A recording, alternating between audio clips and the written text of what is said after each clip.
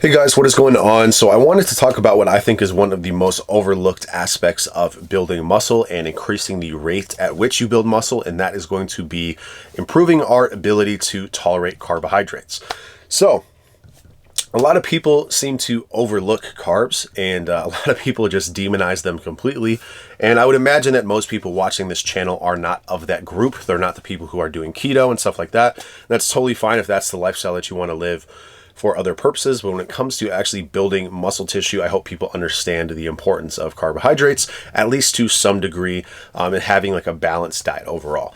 And that's something that I very much do preach in terms of getting adequate amounts of all your macronutrients, but for some reason, the one that always gets left behind, the one that's not emphasized in terms of its importance, is always carbohydrates. So I just really want to talk about why I really think it's important and how you can actually improve your ability to tolerate these carbohydrates and put them to good use, and some strategies that I've used personally. Okay, so one is going to be, obviously, your body's preferred source of energy is going to be carbohydrates.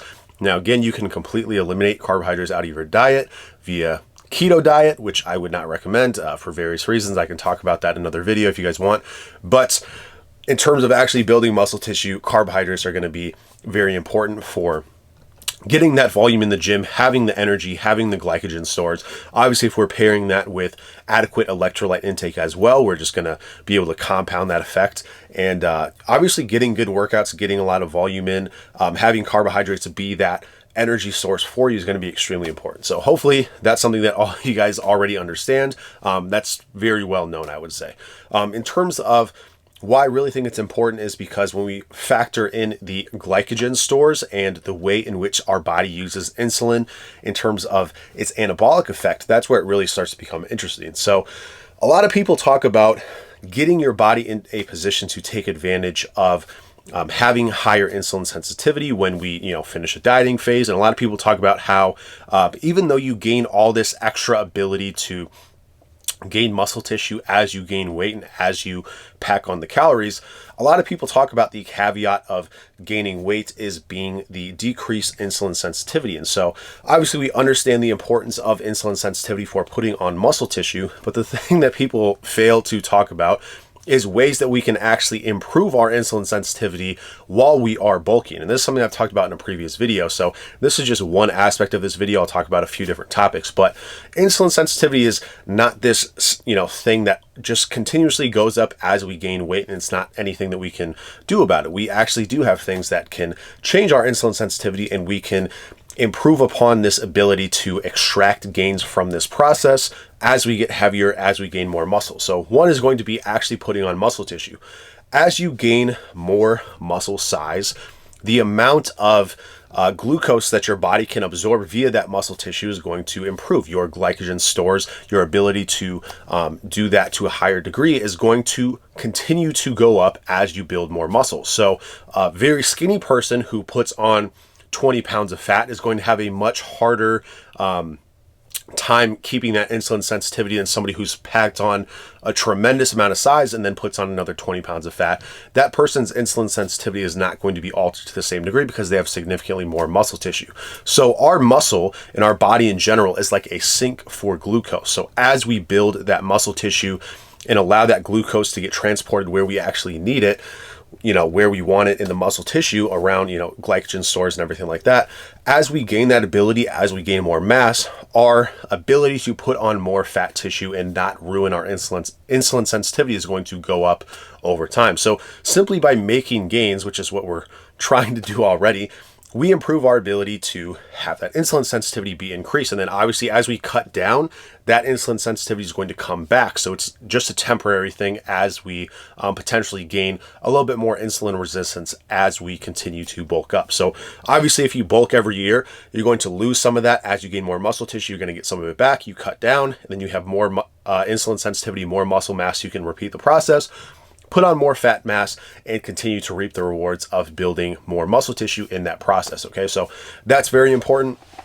Another way that we can improve our insulin sensitivity and actually utilize the carbohydrates that we're putting in our body is to take our 10-minute walks. This is something that I am pretty religious about. I try and get moving after any meal, especially when I'm doing a high carbohydrate meal. This is something that, is very hard to stick to during certain times of the year. So you can maybe walk around your house a little bit, but just always having that in the back of your mind that you do want to get moving after a meal, especially when you're trying to absorb those carbohydrates that you just ate.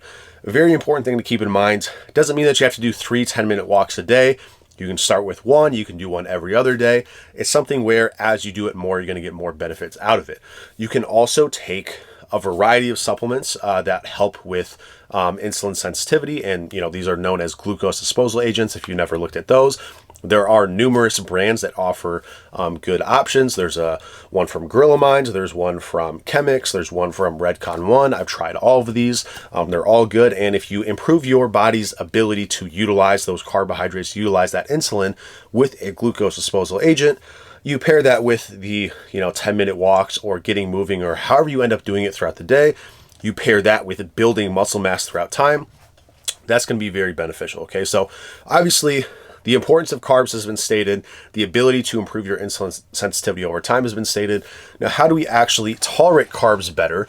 Because some of this is genetic and some of this you're going to have to realize, hey, this is how my body handles this versus somebody else. So for me, for example, it's very easy for me to talk because I'm not somebody who gets lethargic from eating carbs. Some people, they wake up in the morning, they have some carbs, they get some brain fog, they start to feel a little bit more lethargic, and this is something that can, affect them throughout the day. So what I recommend is looking for carb sources that your body can digest very easily, and, ones that make you feel more mentally sharp. So you can experiment with different carb sources, but obviously go towards the carbs that your body actually enjoys digesting, eating, and performing on, and shy away from the ones that are not that way. So for me, even though it pains me to say this because oatmeal is, one of the most nutritionally dense carb sources, my body does not digest oatmeal very well. It makes me feel very slow, very bloated. And if I'm trying to get a lot of carbs in throughout the day, that's not really one that I like to go for. Now, a lot of people very easily digest something like rice, so you can opt for something like that, even though the nutritional density is not going to be the same as something like oatmeal. It's another option. You can also opt for some simple sugars, and that's something that a lot of people see as being very bad.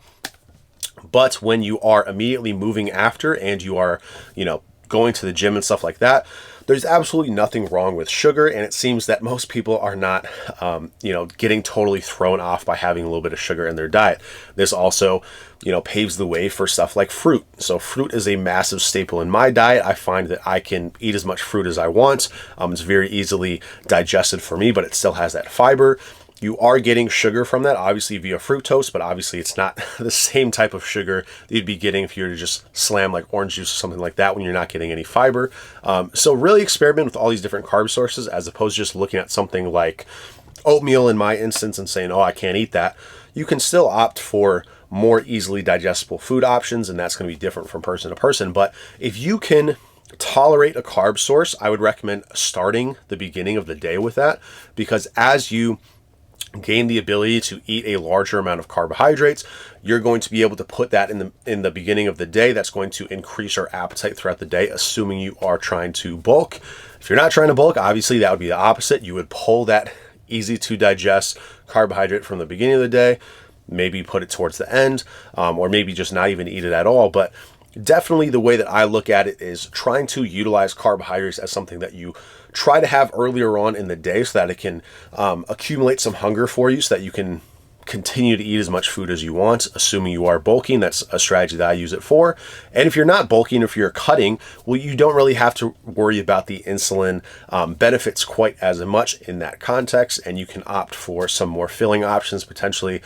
Like I said, something like oatmeal that I can't eat a ton of would be a very great option when I am cutting. So you have to figure, which one is going to make the most sense for your certain situation, what times of the day that you eat, if you're bulking and cutting and stuff like that. Okay, so hopefully all those things can help put into perspective how important carbohydrates are, some strategies that you can use to build your carb tolerance over time in terms of being able to have more and have it actually be shuttled into the areas that you want, your muscle cells, having glycogen stores and stuff like that. And then tolerating more carbs throughout the day, depending on which ones you eat, what time of day, stuff like that. So anyway, that's all I got to say about that. I'll keep you updated, and I'll talk to you soon.